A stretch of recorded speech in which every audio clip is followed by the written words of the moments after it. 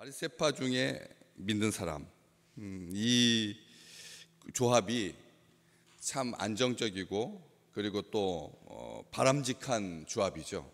바리새파 사람들은 아주 각별한 열심을 가지고 자기 존재를 바리새, 그러니까 분리된 자, 나시린으로 그렇게 여겨서 이 세상과 구별되는 삶을 살려고 그렇게 아주 애썼던 그런 좋은 사람들입니다. 바리새파 사람들이 주님한테 자꾸 책망 듣는 이유는 그들이 그 남다른 열심을 가지고 정성을 다해서 살고자 했는데 거기에 약간 자기 자랑이 들어가고 교만이 들어가고 위선이 들어가서 그래서 책망을 받은 거죠. 주님께 책망받지 아니하고 평범하게 살다 간 사람들은 성경에 기록되어 있지 않습니다.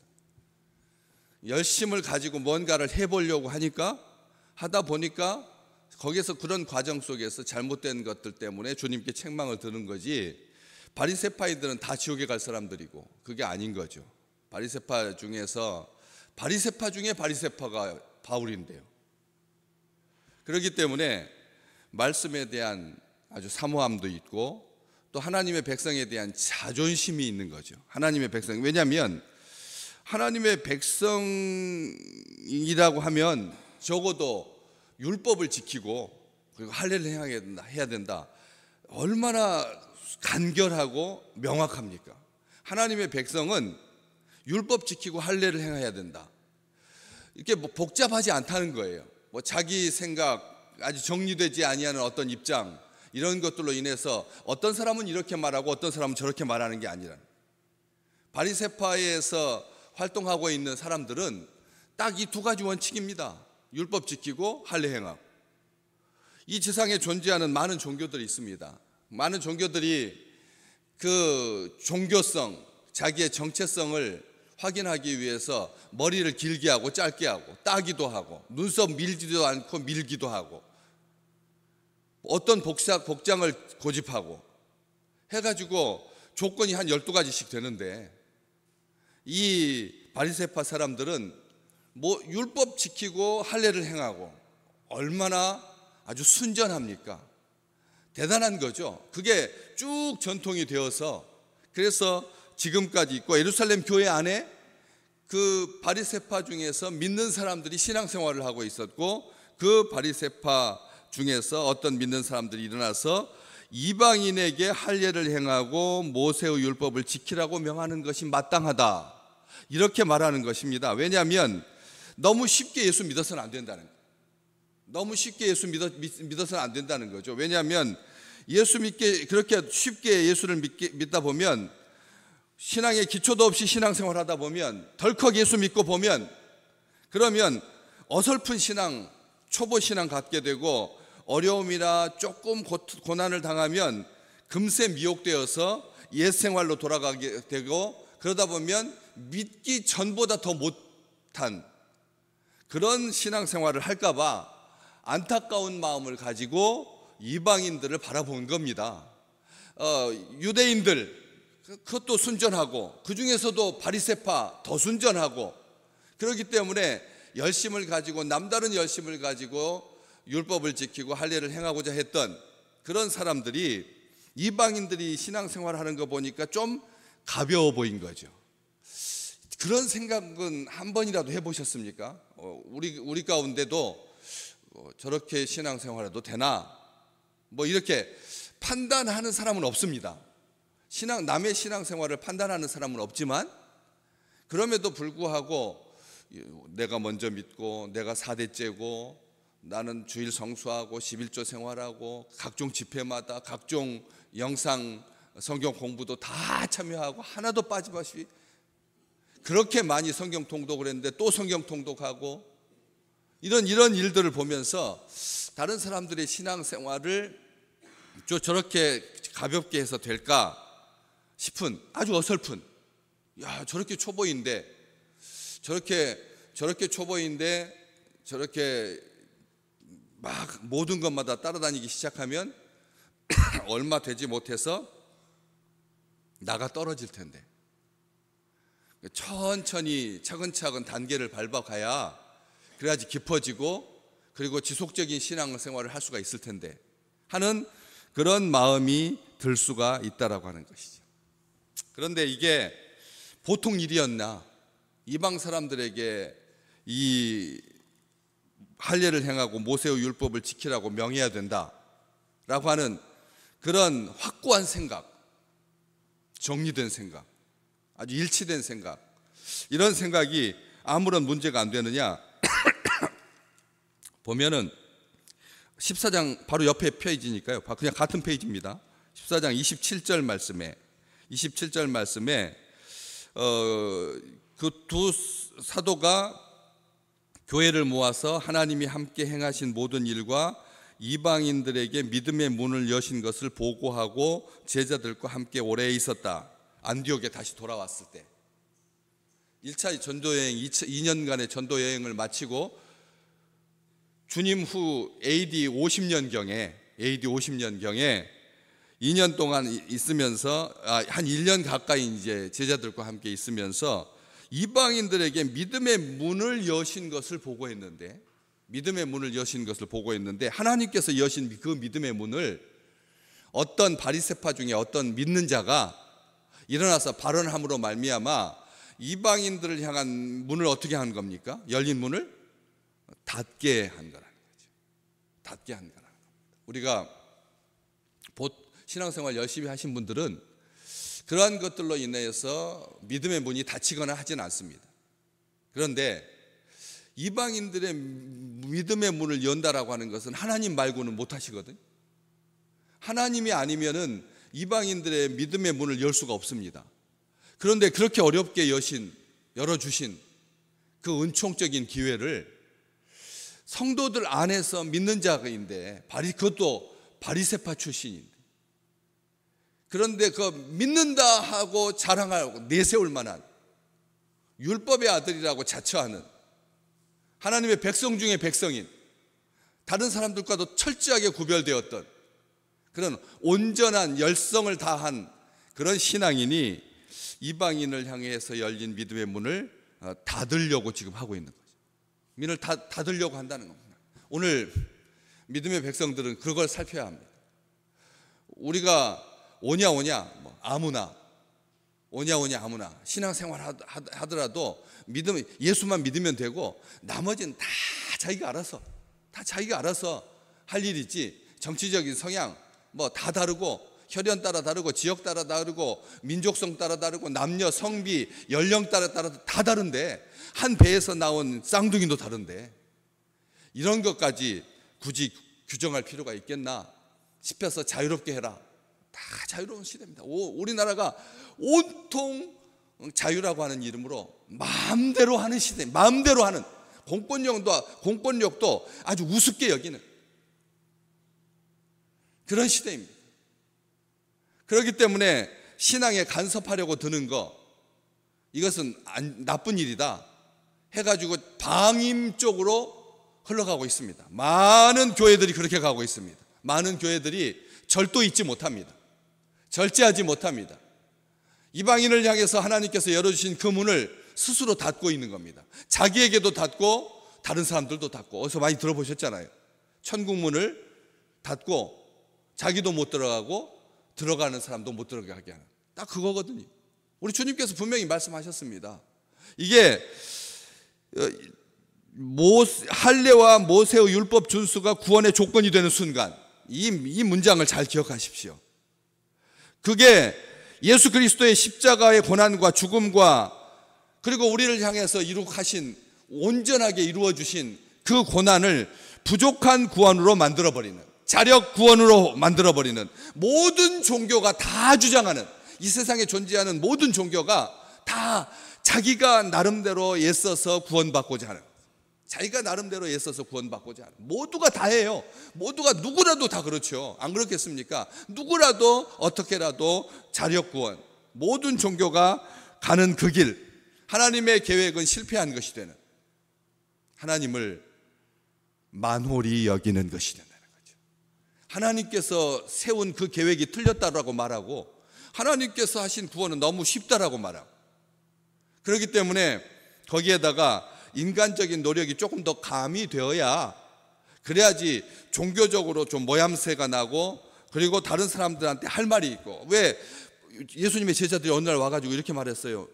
요한의 제자들에게는 기도하는 방법을 가르쳐 줬다고 하던데요. 그리고 기도도 아주 잘하고요. 근데 주님, 우리에게는 안 가르쳐 주십니까? 주님께 그렇게 제자들이 나와서 물었잖아요. 그렇게 비교가 된다는 거예요.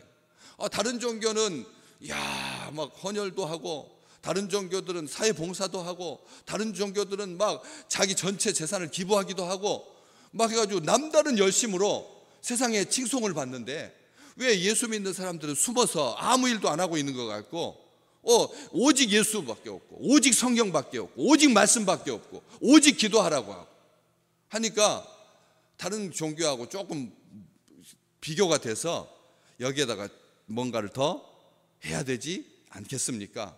이런 생각, 이 할례가 언약의 백성이라고 하는 것을 잊지 말라고, 자기 의를 의지하지 말라고 하나님께서 할례를 허락하신 거거든요. 할례를 허락하신 이유가 너의 의는 없다. 아니, 음경의 표피를 잘라낸 것으로 구원을 받을 수 있다라고 생각한다는 것 자체가 얼마나 우스운 일인데, 하나님께서 그런 생각하지 말라고 몸에다 새겨준 거거든요. 행여라도 그렇게 자기 생각을 거기다 더해가지고 무언가를 보태서 구원을 이룰 수 있다라고 하는, 이건 절대 해서는 안 되는 주의 백성들에게, 언약 백성들에게 하나님의 언약만 기억하라고, 자기 의의 수단으로 전락하지 말라고. 그렇게 전락하게 시작하면 자기 의를 제거하지 못하면 자기 의를 주장하는 수단이 되고 자기 자랑이 된다고. 많은 종교인들이, 이 세상에 존재하는 종교들이 몸에다가 문신을 새기고 절제하고 금식하고요, 다 그렇게 살아갑니다. 철저하게 희생하고 아주 이타적이고. 안 그렇습니까? 평생 고기를 먹지 않는다니까요. 그리고 면벽 수행하고 하루에 한 끼씩 먹으면서 수행하고 침묵하고요. 이 지상에 존재하는 종교들이 그렇게 열심을 다해서 그렇게 하고 있는 것이 지천인데, 너희도 그 길을 가려느냐? 예루살렘 교회도 이 문제에, 똑같은 문제에 봉착해가지고 해결이 안 됐어요. 안디옥 교회만 있었던 문제가 아니라 모교회조차도 이런 생각을 가진 사람들이 있었으니, 모세의 율법을 행하고 그리고 할례를 행해야 된다, 이런 생각을 가지고 있어서, 그래서 율법주의적인 사고방식에서 벗어나지 못해서 인본주의적인 종교로 돌아가면 예수 그리스도의 대속적인 죽음을 속되게 하고 모욕하는 건데, 예수 그리스도께서 뭐 하려고 죽습니까? 안 그렇습니까? 예수 그리스도께서 죽을 필요가 하나도 없는 거죠. 왜냐하면 인간의 노력으로 구원받을 수 있다라고 하는데 뭐 하려고 우리 주님께서 죽으시냐는 거죠. 정말 전통과 유전을 고집하고 관습, 문화, 이것에 대해서 자부심을 가지고, 그래서 예수 그리스도의 가르침의 본질을 이해하지 못하고 자의적으로 해석하는, 자신들의 주장을 전혀 굽히지 아니하는, 똑같이 믿음 생활 잘하고 있는 것 같은데 순교의 피방망이가, 피바람이 불어가지고 다 흩어지고 다 사도들만 겨우 남았던 그런 본질을 추구해야 하는 예루살렘 교회 속에도 이런 믿는 자들이 있어서 신앙의 뿌리를 뒤흔드는 일이 발생했다는 거죠. 양보해서는 안 된다는 겁니다. 믿음의 백성들이 다른 것은 얼마든지 다 용납할 수 있습니다. 그렇잖아요. 창녀가 가까이 세리와 같이 먹고 마시고 먹기를 탐하고 포도주를 즐기는 자다, 벨 욕을 다 들어가면서 고개를 흔들면서 예수 그리스도의 십자가 앞에서 저주하고 비난하고 한번 내려봐라 하고, 사탄도 마귀도 예수의 권세 앞에, 예수의 희생 앞에, 예수의 거룩 앞에, 예수의 순종 앞에 그렇게 비아냥거렸지 않습니까? 그런 것은 아무런 문제가 안 된다는 거예요. 아무런 문제가 안 됩니다. 조상들도 매지 못하고 우리도 능히 매지 못하던 멍에를 제자들의 목에 두려 하느냐라고 하는 이런 엄중한 자세로 그런 것을 대처하지 아니하면 수시로 끊임없이 우리의 삶 가운데서도 이런 것들이 드러나와서 적당한 선에서 타협하자고 한다. 오늘 또 무엇으로 살 것입니까? 무엇으로 살아야만 합니까? 희석하고 혼합주의 섞이는 거, 조율하고 조정하자고 하고, 정말?